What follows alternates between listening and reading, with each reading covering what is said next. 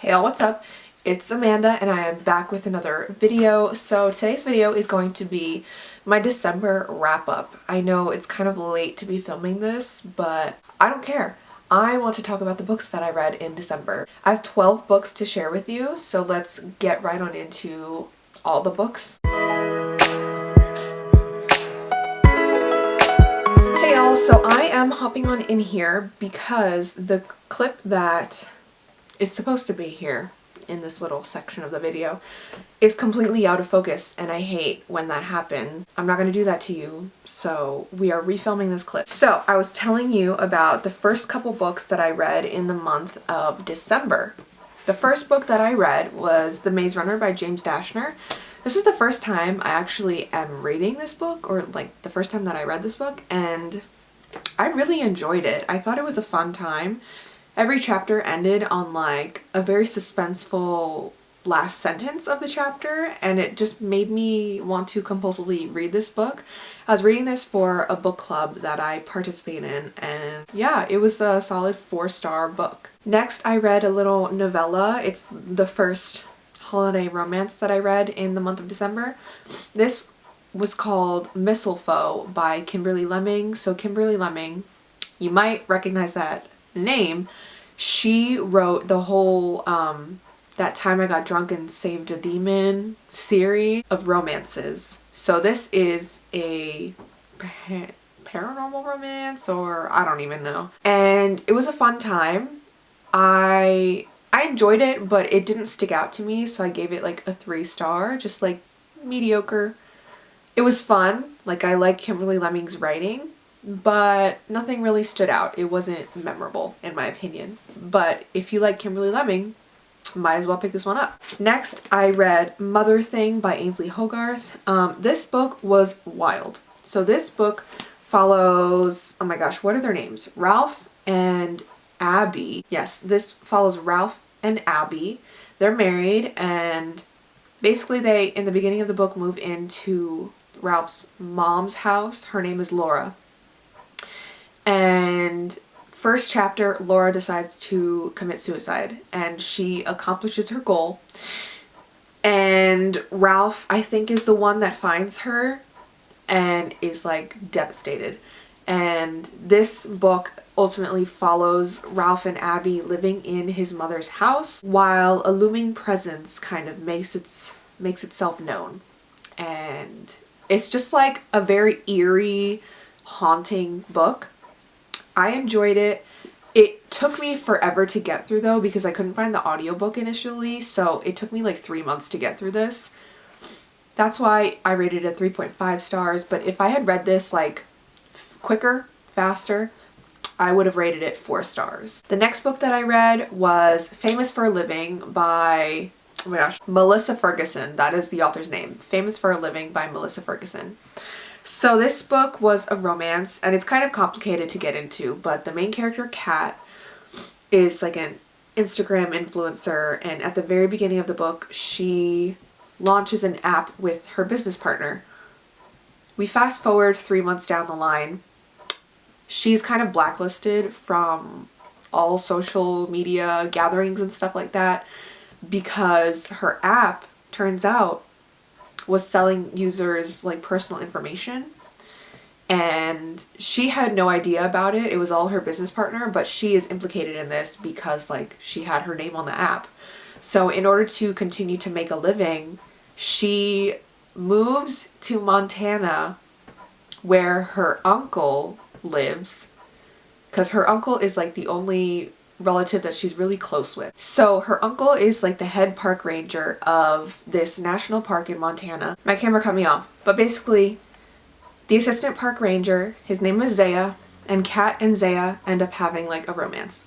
I thought it was a fun time. I gave it like a 3.5 stars because ultimately throughout the book they went on one date, and then it was like happily ever after, boom, they're together. And I was like, what do you mean?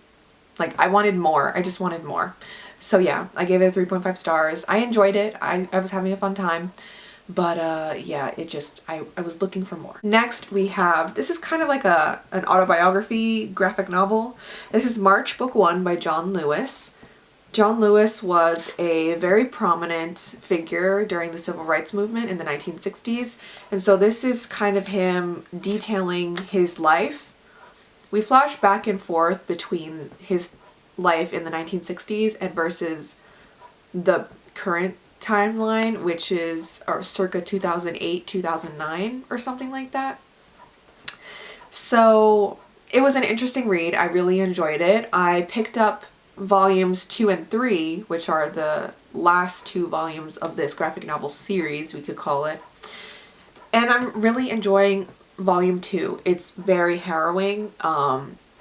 Because it's a graphic novel, you see visually like the things that he's talking about, the different violences that he faced and the discrimination that he had to go through during like the freedom rides, for instance. But so very, very well done graphic novel.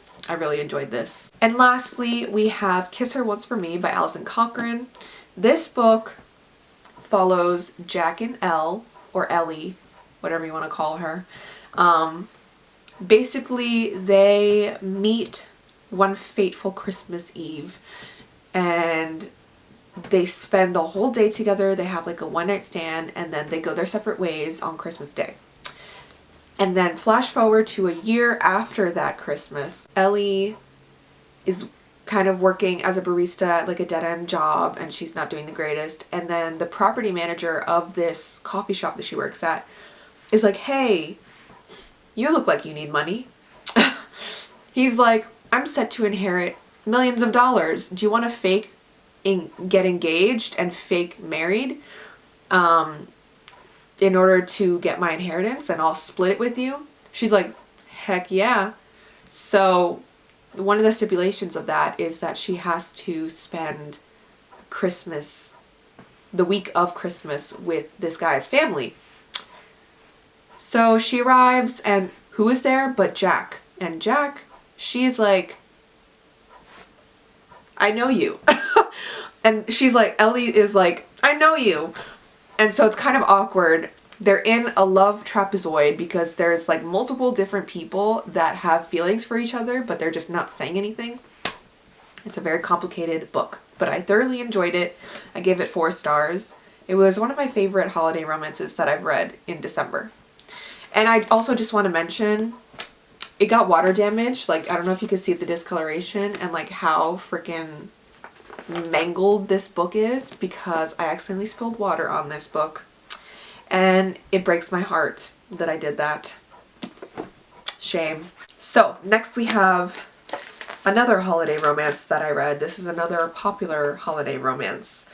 This one, though, I feel like I have controversial opinions about. This is Love Light Farms by B.K. Borison. This one I did not like. I gave it 2.5 stars. It was definitely not it for me. My feelings about this book are that basically the 2 main characters, what are their names? I don't even know. The 2 main characters are best friends, right? Man and a woman, best friends. The woman owns a Christmas tree farm and she basically enters herself into this contest, this internet contest, where basically like if she wins, she gets exposure for her farm as well as like $100,000 or something like that. And so that would be very helpful for her small business because they're not doing so great. But anyways, she lies on her application, I guess, saying that she runs the farm with her boyfriend. Does she have a boyfriend? No.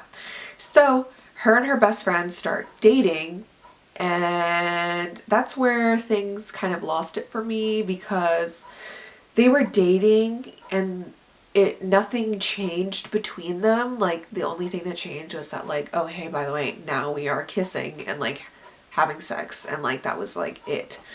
And the whole time our female main character could not believe like that her partner, her fake partner, had real feelings for her. They have this huge falling out. This is like their 3rd act conflict, whatever.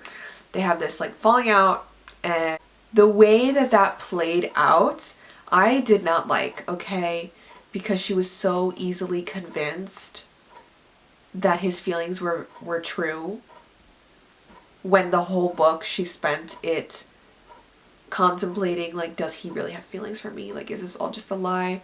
So I didn't like that. I think that ultimately I wanted to see more character development from our main character, our female main character, and we did not get that. So that's why I really did not like this book. Also, the whole contest thing was not like a big deal in the book at all. It only comes up like they spend the first half of the book prepping for this lady to come for the contest. And then the second half, it's like, it's barely even a plot point. So yeah, overall, I just did not like this. Gave it a 2.5 stars. Might be controversial. I don't know, but this is just my opinion. And it sucks because I have Into the Weeds by B.K. Borson because I just assumed I was gonna like that book. I'm hoping that Into the Weeds is different and involves like a different plot, and because I didn't hate the writing. That's how I'm rationalizing it in my head. I'm like, I didn't hate the writing, so hopefully I'll like Into the Weeds, but we shall see. Next, I read Finding Me by Viola Davis. This book was honestly amazing. I gave it 5 stars. This book follows Viola Davis throughout her life. She grew up in poverty in Rhode Island, I believe it is. So obviously she's a black woman, so her whole family being black and impoverished in the Northeast really is a hard thing to deal with, and she really goes into depth about all the struggles that she faced, all the different, I don't know if nuances is the right word, but all the different aspects that come into play when talking about poverty and her life growing up, and how people treated her when she was really poor. And it's just very interesting. She takes a very intersectional lens at not analyzing, but detailing her life, you know what I mean? And I really thought the writing was beautiful. I listened to the audiobook while reading this as well, and Viola Davis narrates it. Stunning. It was so good. I highly recommend that you read this. She really goes into depth about her time as an actress and all the different nuances that comes along with that, being a black woman in the acting business and how she was treated and how casting directors treated her differently, and they never put out casting calls for women that looked like her, always just lighter skinned women, people who could pass as white, stuff like that. So it was very compelling. I really appreciated everything she had to say in this book. And yeah, I just loved learning more about Viola Davis. Next is Yellowface by Rebecca F. Kwong, or mine says R.F. Kwong. Whatever. This book is about our main character, June Hayward. She is an aspiring writer. She has published like a book or two, I feel like, but they were never huge successes. But anyways, she's friends with this Asian woman. I forget what ethnicity or nationality she is. I can't remember if she's Korean or Chinese. I can't remember what they say in the book. But anyways, her friend's name is Athena. Athena is this Asian woman that we are talking about. And so basically Athena, on the other hand, is this very well-known, renowned author. And they know each other because they went to school together at Yale, I believe. I believe they went to Yale together. But anyways, the whole plot of this story is that June and Athena are together one night, and Athena dies like a freak accident. And along the way, June steals Athena's latest manuscript that nobody has seen, and she passes it off as her own, and in doing so she changes her author name to Juniper Song to be more racially ambiguous, which is a whole issue in itself. But the whole thing is just like how flawed June is as a person, how flawed the publishing industry is as a person, how flawed the publishing industry is as an industry, as well as just like June and the way she rationalizes all of it away, the way that she lets her whiteness be like her excuse for why she is entitled to certain things. It's very interesting. I really loved this book and all it had to say. I also thought it was funny how it's called Yellowface and the cover is yellow, but then the actual book is white, so it's actually like Yellowface, you know what I mean? Just thought that was funny.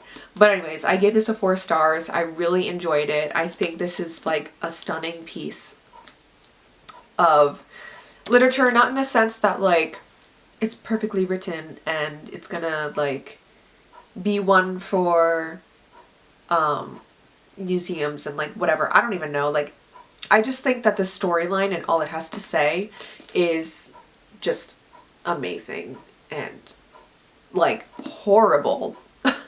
But I love the critique on the publishing industry and on whiteness, and I thought it was really good. Next, I read, honestly, one of my favorite books of the year, which I think if you've seen my favorite books of the year video, then you have recognized some of the titles, at least Viola Davis's book, and you might recognize this one as well. This is Bloom by Delilah S. Dawson. This book was so good. This is like a cottagecore horror, a cottagecore sapphic horror, which I didn't know I needed a book like that until I read this book, and now I'm just like obsessed and I need to either reread this or find books similar to this. So here is my request for you guys. If you have read this book or you know the vibes, cottagecore sapphic horror, let me know other books like that because I need to read them. Leave them in the comments down below, books that you think I will enjoy based off of liking this book. But anyways, that's all you really need to know. Basically, the premise of this is that Rosemary is like a customer at a farmer's market one day, and she stumbles into Ash's like little tent booth setup thing. And Ash sells all plants and like little pastries and things that like she made from scratch herself and stuff like that. And they enter into this like relationship, but then things kind of turn a little horrific. And that's all I'm going to say about it. I think this book is stunning. I was originally intrigued by the cover of it. That's why I picked it up, like this face with all these flowers. Like, I thought it was stunning. And yeah, I'm so glad I read this. If you know Riley Marie here on YouTube, she was my inspiration for reading this. Like, I originally got this as an ARC from my library, but then I didn't pick it up for the longest time because I hadn't heard anybody talk about it, so I was just like, okay, I have time to read it. And then Riley Marie talked about it, and she said that she loved it, and I was like, I have to read it now. And guess what? I loved it. So yeah, highly recommend that you read this book if you haven't already. And please recommend me books down below based off of the vibes of this book. I need them. Next is a book that I've been waiting patiently for. Not that it was like a pressing matter or anything, but this is Mammoths at the Gate by Nevo. This book is basically the part of the Singing Hills cycle, following our cleric Chi. I don't know what their official title is, but anyways, we're following Chi as they go around to different towns and collect stories to write down and bring back for their records in the place that they work. I don't know, the temple that they work at. I forget. But Mammoths at the Gate is the little novella following Chi returning to Singing Hills and realizing that things aren't as tranquil and peaceful and undisturbed as they thought. There are mammoths literally at the gate.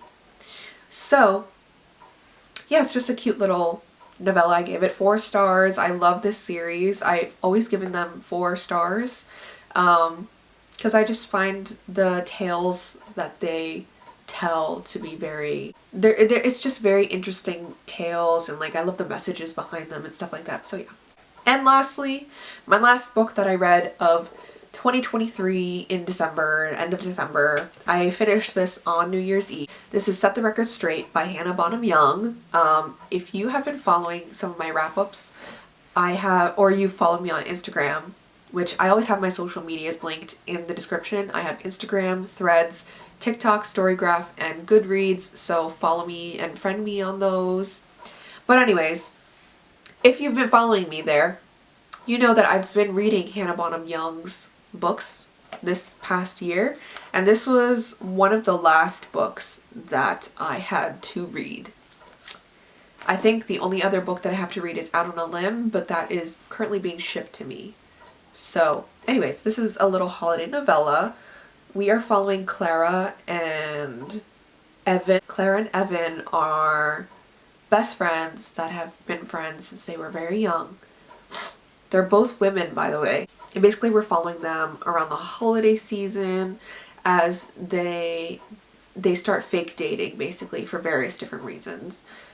Clara wants to have a date for her like work event, and then Evan has a holiday party for the school that they work at where their ex also works and doesn't want to show up alone. So they start fake dating for those two events, but then fake dating turns more serious and turns to real feelings.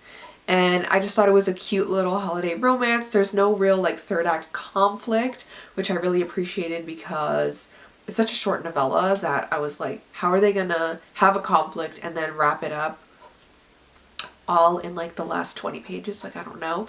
But I just thought it was like a feel-good romance. I gave this 5 stars. I thought it was a wonderful time, a wonderful holiday romance. I read a lot of holiday romances this month, which I never do. But yeah, I highly recommend this one if you are looking for a cute little novella, a holiday novella, featuring a sapphic relationship. I highly recommend this one. Alright y'all, here are all the books, or most of the books, because there's 3 that I did not physically have with me. But anyways, here are most of the books that I read this past month in December. This was one of my best reading months in 2023. I read a ton of pages and I read a ton of books. So yeah, if you have any book recommendations for me based on the ones that I liked out of this stack, let me know in the comments down below. I'm always down for book recommendations. And if you recommend me a book that like is already on my TBR, that's just more reason to read it. So don't be afraid to give me a book recommendation, okay? I'm always down for them. Let me know what your reading goal is for 2024. I'm very interested to know. And tell me also what your #1 favorite read of 2023 was. I almost said 2024. Let me know your favorite read. I love seeing what other people are reading, what genres they like and stuff like that. So just let me know in the comments down below. And thank you so much for watching. I have, like I said, all my socials in the description. So friend me on there. And I'll see y'all in the next one. Bye.